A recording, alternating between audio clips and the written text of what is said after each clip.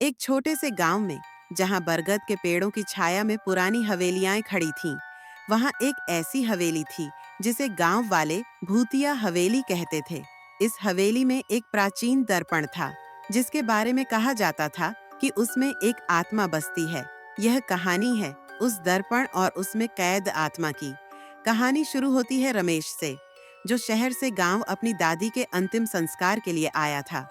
दादी की मृत्यु के बाद रमेश को हवेली की देखभाल का जिम्मा सौंपा गया। हवेली पुरानी थी, दीवारें दरक रही थीं और हर कोने से रहस्य टपकता था। एक रात जब रमेश हवेली की सफाई कर रहा था, उसकी नजर एक बड़े नक्काशीदार दर्पण पर पड़ी, जो धूल से ढका था। दर्पण की चौखट पर नक्काशी इतनी बारीक थी कि लगता था जैसे कोई कहानी उकेरी गई हो। उसने दर्पण को साफ किया और उसमें अपनी परछाई देखी, लेकिन एक पल के लिए उसे लगा कि उसकी परछाई मुस्कुराई, जबकि वह खुद गंभीर था। रमेश ने इसे भ्रम समझकर टाल दिया, लेकिन उस रात उसे अजीब सपने आए। सपने में एक औरत, जिसका चेहरा धुंधला था, दर्पण में दिखाई दी। वह चीख रही थी, जैसे कोई उसे कैद करने की कोशिश कर रहा हो। रमेश की नींद टूटी और उसका दिल जोर जोर से धड़क रहा था। अगले दिन उसने गांव के बुजुर्गों से दर्पण के बारे में पूछा। एक बूढ़े व्यक्ति ने बताया कि यह दर्पण 100 साल पुराना है और इसमें एक औरत की आत्मा कैद है, जिसका नाम मालती था। मालती एक सुंदर कन्या थी, जिसे एक जमींदार ने जबरदस्ती अपने प्यार में फंसाने की कोशिश की थी। जब उसने इनकार किया, तो जमींदार ने एक तांत्रिक की मदद से मालती की आत्मा को दर्पण में कैद कर दिया।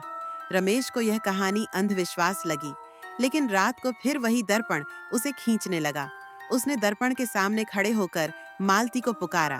अचानक हवा ठंडी हो गई और दर्पण में उसकी परछाई धुंधली होने लगी। एक औरत की आकृति उभरी, जिसके चेहरे पर दर्द और गुस्सा था। मुझे आजाद करो, उसने फुसफुसाते हुए कहा। रमेश डर गया, लेकिन उसने हिम्मत जुटाई और पूछा, मैं तुम्हें कैसे मुक्त करूं? आत्मा ने बताया कि दर्पण को तोड़ना होगा, लेकिन ऐसा करने से पहले उसे तांत्रिक की किताब ढूंढनी होगी, जो हवेली के तहखाने में छिपी थी। रमेश ने तहखाना खोजा, जहां उसे एक पुरानी किताब मिली। किताब में लिखा था कि दर्पण को तोड़ने से पहले एक मंत्र पढ़ना होगा, वरना आत्मा हमेशा के लिए भटक जाएगी। रमेश ने मंत्र सीखा और दर्पण के सामने खड़ा हुआ। जैसे ही उसने मंत्र पढ़ना शुरू किया, हवेली में अजीब सी आवाजें गूंजने लगीं। दर्पण हिलने लगा और मालती की आत्मा चीखने लगी। रमेश ने हिम्मत नहीं हारी और मंत्र पूरा किया। आखिरी शब्द के साथ उसने दर्पण पर हथौड़ा मारा। दर्पण टूट गया और एक चमकदार रोशनी के साथ मालती की आत्मा आजाद हो गई। उसने रमेश को धन्यवाद दिया और गायब हो गई। उस रात के बाद हवेली में शांति छा गई। गांव वालों ने रमेश की हिम्मत की तारीफ की और दर्पण की कहानी एक किंवदंती बन गई। लेकिन रमेश जानता था कि उसने जो देखा वह कोई भ्रम नहीं था।